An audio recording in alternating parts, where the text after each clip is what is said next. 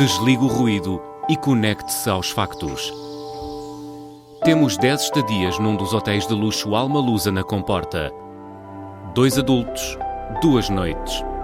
Assine hoje o Observador com até 58% de desconto e habilite-se a ganhar. Tudo em observador.pt.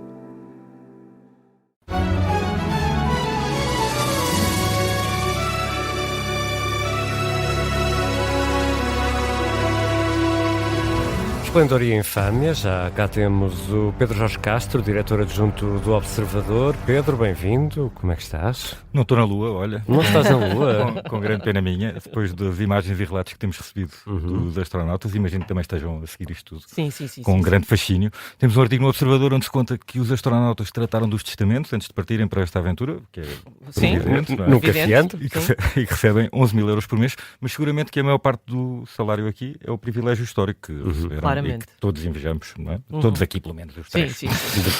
Bom, isto sim é esplendoroso e recentra-nos na nossa dimensão no universo, mas para isso já temos o podcast de Cabeça na Lua. Aqui vamos falar de coisas mais pequeninas. Vamos então ao esplendor.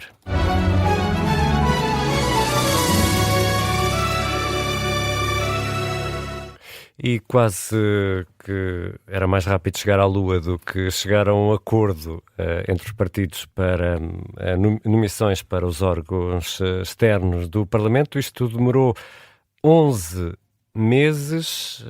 Tu encontras aqui esplendor, Pedro? Sim, vamos distinguir o resultado do processo, não é? O resultado é em si esplendoroso. Os partidos entenderam-se para chegar a um acordo, para distribuir cargos institucionais. Portanto, podemos finalmente seguir em frente e tratar dos problemas reais do país e aproveitar esta boa vontade final que todos demonstraram, se calhar para se entenderem mais algumas coisas. Agora, o processo em si foi uma tristeza, marcado por ameaças um bocadinho descabidas de parte a parte. Eu diria que José Luís Carneiro não sabe muito bem disto, pela forma como foi mudando de posição. Atenção, foi mudando de posição para um lado mais razoável, digamos assim, mas não precisava de ter tido aquele ponto de partida inicial, não é? Ter ligado logo aqui ameaças a chumbos do orçamento, enfim, por uma coisa destas. Eu creio que muitos eleitores, dos que se aperceberam, não perceberam isto. Apesar de tudo, o PS sai menos mal do que José Luís Carneiro, que mantém no meio disto tudo alguns lugares importantes. O Chega, curiosamente, vai depender da performance dos nomeados. Eu acho que acontece sempre isto com o Chega. Por um lado está dentro do sistema, que é uma coisa que o partido, se calhar, tem alguma dificuldade em lidar, e porque lhe retira margem de manobra para a oposição, e no fundo acabou por se ver envolvido numa negociação de lugares, que é aquilo que diz sempre que não iria fazer. Acho que isso é uma vitória extraordinária do PSD, ter metido o Chega no bolso desta maneira. Por outro lado, as pessoas nomeadas pelo Chega, os escolhidos do Chega, os eleitos do Chega, em todo lado, é sempre a dúvida do até quando é que vão aguentar, até quanto tempo é que vamos ter que esperar até rebentar algum escândalo.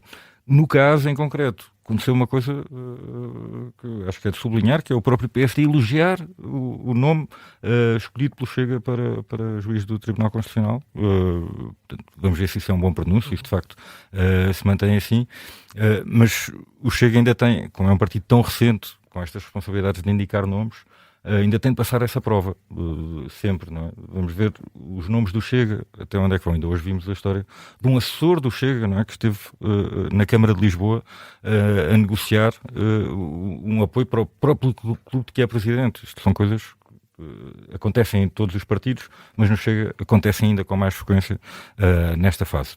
E depois o PSD, acho que de facto é uma vitória, apesar do tempo todo, da paciência que isto implicou, toda a negociação que implicou. Acho que é uma vitória do PSD ter conseguido levar isto a algum lado, não é? Ter mantido todos os partidos na negociação. E sair por cima, não é? Abriu aqui vários precedentes. Conseguiu concluir um processo de negociação multipartidos pela primeira vez, se calhar com esta dimensão.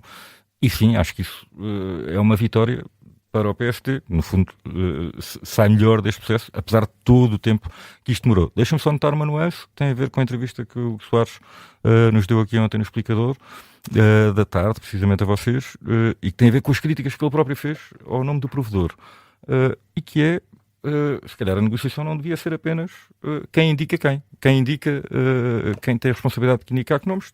É mais importante então ver que nomes é que são. Se calhar, em vez de dizer, pronto, o PS indica o Provedor de Justiça e pronto, é a vida, venha lá o nome que vier, olha, que se lixe. Não, se calhar a negociação deveria logo incluir os nomes em concreto das pessoas, ou os perfis em concreto.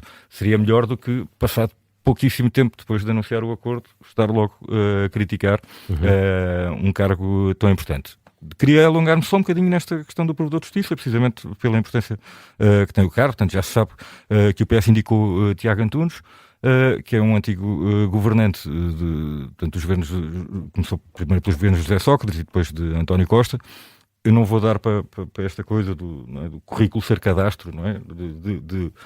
Disso condenar automaticamente, seja pela ligação a José Sócrates, enfim, eu acho que ele será alheio a tudo aquilo que José Sócrates fez no governo, seja pela importância que teve nos governos de António Costa e pela avaliação política que façamos desse governo, porque se não assim, então de facto o PS não pode indicar ninguém, porque quase todo o PS tem ligação a um ou ao outro. Mas há uma questão em concreto que tem a ver com as circunstâncias deste antigo secretário de Estado, futuro Provedor de Justiça, que é o facto de ser uma experiência tão recente num governo.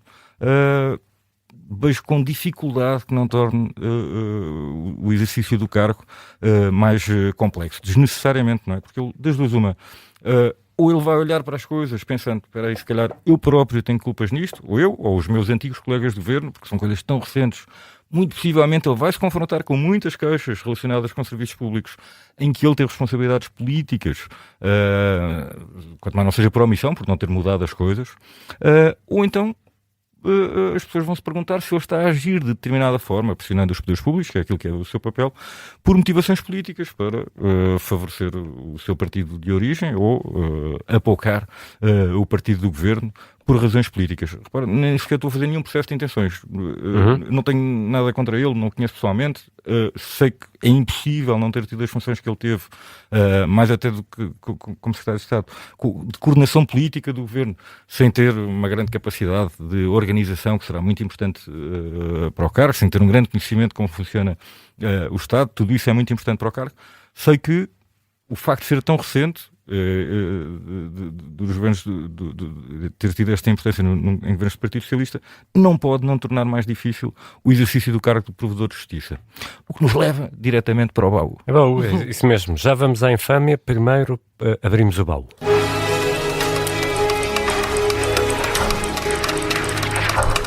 E no baú...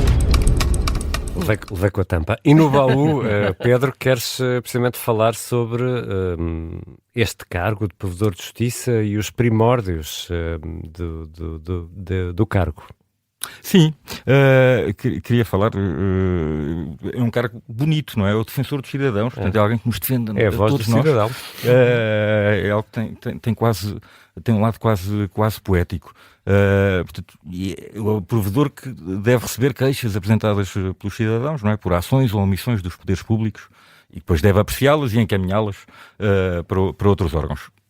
É um cargo que não tem uma grande proeminência em termos de eficácia, não é? Na verdade é uma pressão pública, mas eu acho que é um cargo bonito em si mesmo. E então, o primeiro provedor de justiça em Portugal foi um capitão de Abril, Manuel Costa Brás. Antes de ser provedor, tinha sido ministro da Administração Interna dos governos provisórios de Vasco Gonçalves, teve um papel importante na organização das primeiras eleições para a Constituinte, e o que ele fez antes ainda de tomar posse, portanto, depois de ser designado e antes de tomar posse, não ficou à espera de tomar posse para começar a trabalhar, foi viajar. Ele foi à Dinamarca e à França para ver como é que funcionava a Provedoria de Justiça lá, o que tem uma certa graça. Portanto, em janeiro fez uma visita àqueles dois países, depois instalou-se num edifício na Avenida 5 de Outubro, que era arrendado a um fazendeiro em São Tomé, requisitou quadros a museus nacionais para mobiliar o edifício. Tomou posse, portanto, logo no dia em que o edifício estava preparado para abrir ao público. Isto hoje em dia, não é, se calhar, era um ano de comissão instaladora quase. Portanto, aqui, apesar de tudo, foi tudo muito rápido.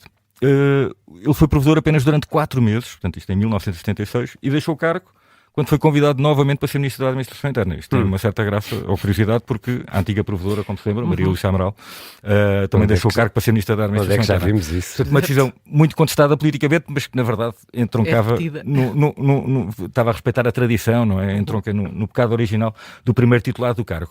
Fui ver por graça o primeiro relatório de atividades do provedor, portanto, que não será apenas queixas recebidas por este provedor, mas também pelo seu sucessor José Magalhães Godinho. Alguns detalhes curiosos. Portanto, 1.373 queixas escritas que recebeu e 215 verbais. Portanto, era possível ir lá. Não é uma coisa estranha. Hoje nada funciona sem um registro escrito, não é? Mas na altura podia ser só uma queixa sem um de boca. e-mail. E, portanto, ainda eram muitas, não é? 215. Do total de queixas, 12 queixas foram registadas, 12 queixas por assuntos incompreensíveis. O que tem muita graça, não é? Eu agora fico curiosíssimo sobre o que é que estaria aqui anotado. Bom, a instituição com mais queixas, Ministério da Administração Interna, também tem graça, tendo em conta, sei que é de onde ele vinha e para onde foi. O que também tem uma certa curiosidade. E depois, dentro do tipo de queixas, há tudo, claro, destas queixas iniciais, mas chamou-me sobretudo a atenção um preso que não gostava da cadeia onde estava e pedia para se transferir para outra cadeia que tinha condições melhores, portanto, o que tem um certo interesse. Obviamente não são os presos que decidem em que cadeia é que estão confinados, exatamente. E também uma pessoa que se queixava porque tinha sido rejeitado para um cargo num concurso público por ser licenciado em Direito e ter sido considerado que tinha habilitações a mais. E o provedor interveio a dizer que devia ser avaliado de forma razoável as habilitações e, portanto, sem prejudicar os candidatos. E avançamos para a infâmia.